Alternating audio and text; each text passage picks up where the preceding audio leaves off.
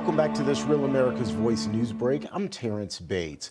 We are working a developing situation involving an alleged would-be pipe bomber who would have attacked the January 6th demonstration. You can see video of agents with the FBI and other law enforcement combing through a home where this alleged pipe bomber lived. We are also expecting a news conference involving the FBI's Director Kash Patel. That's expected to happen here within the next 30 minutes, during which we will get much more information, or at least we're expecting to get much more information on this pipe bomber, as well as the circumstances leading to his arrest. We are hearing that he was on the FBI's radar years ago, but just now charges are being brought, and this case is being brought after it was covered up, apparently, under the Biden administration's FBI. Again, this is a developing situation that we're continuing to monitor, and we will take you to the news conference once it happens here on Real America's Voice. In the meantime, President Trump is set to welcome the presidents of Rwanda and Congo to the White House today. He's going to solidify a peace agreement between those two countries. You can see there on your screen, the stage is already set for that. The commander in peace, as I've called him, helped broker the agreement that's being signed today. The two countries have been warring for decades. The current agreement involves troop withdrawals, joint security mechanisms, as well as regional economic integration. This is just the latest attempt at peace between the two countries. A deal that was signed back in 2002 included provisions for the withdrawal of the Rwandan troops who are currently in Congo, and also dismantling other armed groups. Still, the fighting continued again. We're expecting this event to happen at any moment, and the moment it does, we'll also take you there for that. The admiral who oversaw the now infamous September 2nd double strike on a suspected drug boat in the Caribbean is expected to tell lawmakers on Capitol Hill today that the people killed in that strike were legitimate military targets. Admiral Frank Bradley was the head of the Joint Special Operations Command at the time of the attack. He'll testify before the House and Senate Armed Forces Committee starting today. The chairman of the Joint Chiefs of Staff, General Dan Keane, will join him. That's a quick check of your headlines.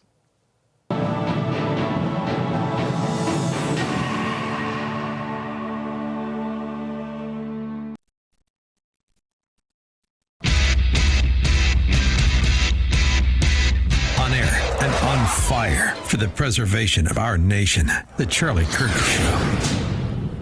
All right, welcome back to the Charlie Kirk Show. History, economics, the great works of literature. Did you study these things in school? Probably not, but even if you did, you probably need an enjoyable refresher, or you could simply go to Hillsdale.com. That's HillsdaleCollege.com. Apologies. They are offering more than 40 free online courses, including their newest course on totalitarian novels. In this free 8-lecture course, you'll learn from Hillsdale College president, the great Dr. Larry Arnn, the legendary, as he goes in depth on 4 novels: 1984, Brave New World, Darkness at Noon, and That Hideous Strength. Even though these novels were written in the 1930s and 40s, they are highly relevant today because they show what a tyrannical government can do to human nature. And probably most importantly, they show us that faith, family, friends, and this country are still worth fighting for. Maybe you read these books long ago in school. Maybe you've heard others talking about them, and they seem a little intimidating. They don't have to. Let Hillsdale College help you make the most of them. Go right now. Charlie for Hillsdale.com. Charlie for Hillsdale.com to enroll. There's no cost, and it's easy to get started. That's Charlie for Hillsdale.com to enroll. Charlie took 31 of those courses, and I am going to try and emulate him and model him because it's important to know this stuff. Joining us now on the show is Adam Wren. He's the director of Open Justice UK, and there is a lot of breaking news out of the United Kingdom when it comes to these grooming gangs. The story that has been boiling under the surface for many years in that country, but then with the help of Elon Musk and others, it has been brought to the fore, and they're doing some great work. Blake, why don't you give us a little primer and help us welcome Adam to the show here? Yeah, sure. Hey, Adam, glad to have you. Can you hear us? I can. Can you hear me? Excellent. So, yeah, I guess let's just tee up your work. This is a cause Charlie cared a lot about. He cared a lot about the fate of the United Kingdom and how it could be a country that represents America's future in a lot of ways. And we're revisiting what's been a story for a while, which is these grooming gangs, mostly linked to immigrants or immigrant-derived people or immigrant-derived people in the United Kingdom, and they were grooming and sexually assaulting, sexually abusing British girls. And you've been working to really bring forth to the public the full details of what happened with these grooming gangs. And I think it's going to catch people here off guard just how much of this wasn't known, how much little transparency there was. But how about you set this up for us? What have you been releasing the last couple days? So, yes, thank you for the introduction. The crimes have been known for a long time, decades, but the full details of them were never released. And that includes partly just the genuine barbarity of these crimes. These girls were not just being sexually abused, they were being raped in horrific, really unspeakable ways. And in some cases, tortured. There's no equivocation. There's no other language that can be used to describe what happened to them. And I think it was the release of the first transcripts around January that really brought home to the public that these aren't normal crimes. And they have been covered up by the police, by social services, and by our government. And the reality, I think, is really starting to hit home with people. This release that we've just done this last week has more than doubled, more than tripled, actually, the current number of sentence and remarks. A number of these documents are now in the public. They are available to read at transcripts.openjusticeuk.org. And it's, the dam is really breaking on this stuff. Yeah, you say sentencing remarks. So I think in the United States, we would see it as a default that court hearings are public, that the sentencing remarks of a judge would be public. It's generally here not difficult to get. You might not have cameras in a courtroom, but you'll virtually always have at least the transcripts of what is going on in court and what a judge would say. But that's apparently not the norm in the UK, and I believe they've tried to charge you huge sums of money to get these, haven't they? Yeah, it's very true. So in the US legal system, transcripts are made automatically just in case a hearing, a trial has to go to an appeal court. In the UK, that's absolutely not the case. You have to request them. And a judge has to accept that you have a good reason for requesting them. So we actually had a number of judges deny us. One judge actually denied us with the justification that having this information in the public was not conducive to the public good. It wouldn't help the conversation that was happening. And then even when the judges do allow us to get the transcripts, in some cases we were quoted £30,000. It's just inaccessible to a victim. We've only been able to do this because we've crowdfunded the money to acquire them. Yeah, and I can't read all of these because they're just too graphic for our audience. But I just want to, you guys, anyone who's listening should go look up Open Justice UK and read these. They're freely available now. But it's describing what's going on. So these are gangs, again, mostly migrant related, and they would sort of pick up underage UK girls, 12, 13, 14 years old, and they would groom them and eventually just begin sexually assaulting them. And what we're seeing in these is you have it where they're threatened with violence if they don't have sex with multiple different men. We have cases where there's, for example, a migrant-owned taxi company where they're basically engaging in prostitution rings. And there's this strong racial element to it as well, where they're told, hey, we're taking over your country. This is what's happening to you now. They're told, we do this to you because we won't do this to Asian women. Asian in the UK refers to a lot of migrants from South Asia. It's incredibly appalling stuff. And again, it's practically too graphic. And they were older, some in their 30s, sometimes up to 3 different men a day, multiple times a day.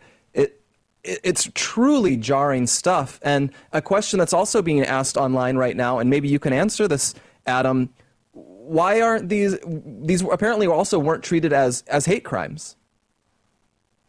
Yeah, I mean, in some of the transcripts we've released just this week, they as you said, they're explicitly targeting these girls because of their race. I won't read the excerpts because they are very disturbing. But you're right, we have provisions in this country where crimes sentences should be aggravated if somebody is targeted for a protected characteristic. That could be religion, race. Not a single one of these cases, to my awareness, has had that aggravating sentence applied. It seems to be that they weren't prosecuted for a hate crime or a race crime, despite it being laid out in black and white that these girls were targeted for being white. It's absolutely unbelievable. And yeah, Andrew, if you want to come in. Yeah, so it occurs to me that I've been reading these transcripts while you guys have been discussing this back and forth, and I'm just horrified at it. I mean, the victim 6 I'm reading was a particularly vulnerable young girl. She had been abused from the age of 7 by various men. She knew you, Mr. Hussein, and you from when she was 14. I mean, she was placed in children's homes and getting abused. I can't even read the rest of it, obviously, as you guys have already said. But in the UK, there seems to be this push for decades against transparency, against releasing this information. It almost feels like a cover-up.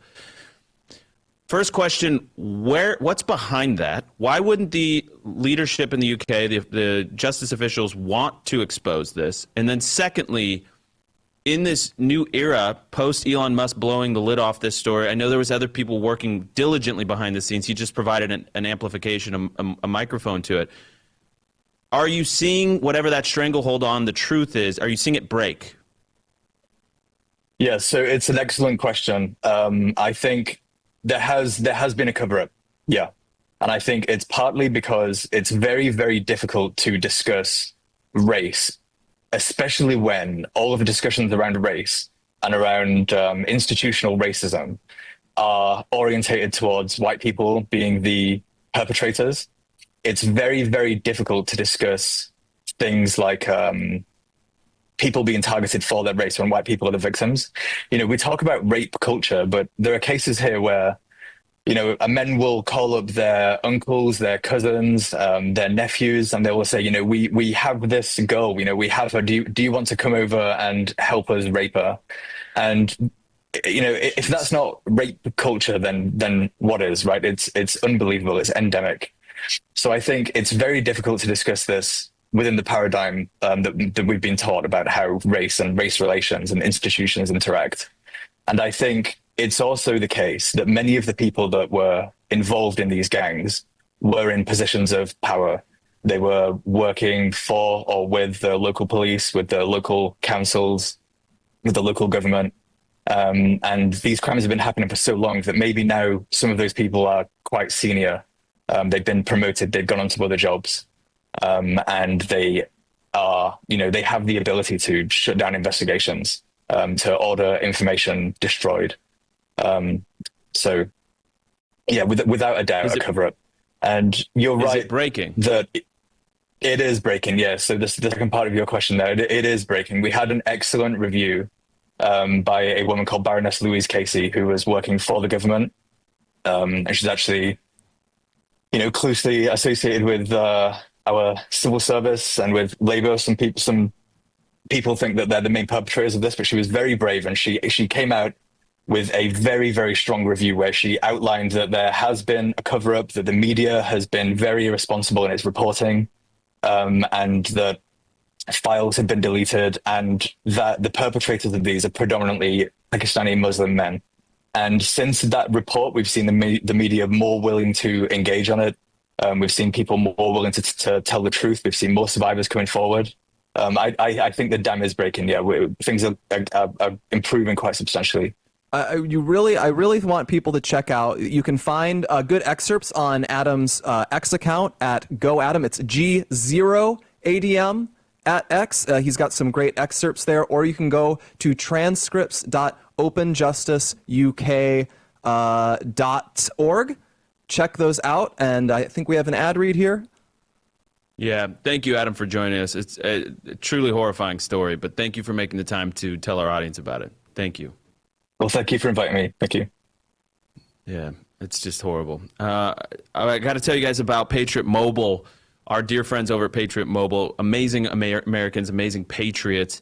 They stand up for the Second Amendment, for the First Amendment, for veterans, for freedom of speech, for life, all of those values that we hold so dear at the show. They are behind the scenes working hard, supporting groups like Turning Point and others that are fighting on the front lines. And beyond that, they also provide amazing wireless coverage.